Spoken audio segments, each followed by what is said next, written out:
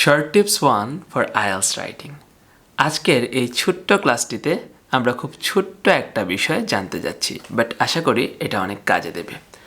আমরা যখন writing task 2 লিখি তখন বর্তমান সময়ে এই শব্দগুলো আমাদের প্রায়ই ব্যবহার করতে হয়। সেক্ষেত্রে আমরা কেউ অ্যাট প্রেজেন্ট বলি, আবার কেউ নাওয়াডেজ বলি। যেমন এই বাক্যটি খেয়াল করুন।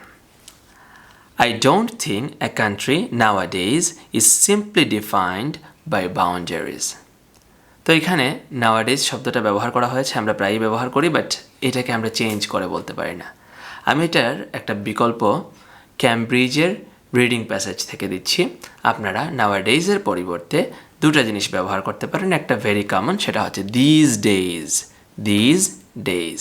দেখুন আমি এই ফ্রেজটা দিয়ে নাওয়াডেজকে চেঞ্জ করে দিলাম। আরেকটা খুবই সুন্দর এবং আমার খুবই প্রিয় একটা ফ্রেজ, সেটা হচ্ছে ইন কন্টেম্পোরারি টাইমস।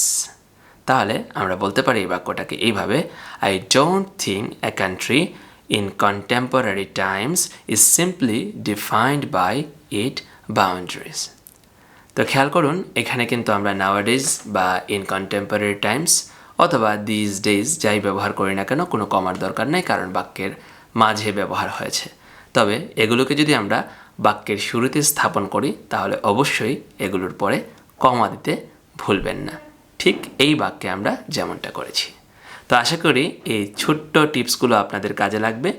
আর এরকম টিপসগুলো যদি আপনি নিয়মিত পেতে চান তাহলে আমাদের ফেসবুকের পেজটি লাইক দিয়ে রাখতে পারেন, আমার ব্যক্তিগত পেজটি আপনি ফলো করতে পারেন এবং অবশ্যই আমাদের ইউটিউব চ্যানেলটি সাবস্ক্রাইব করতে ভুলবেন না।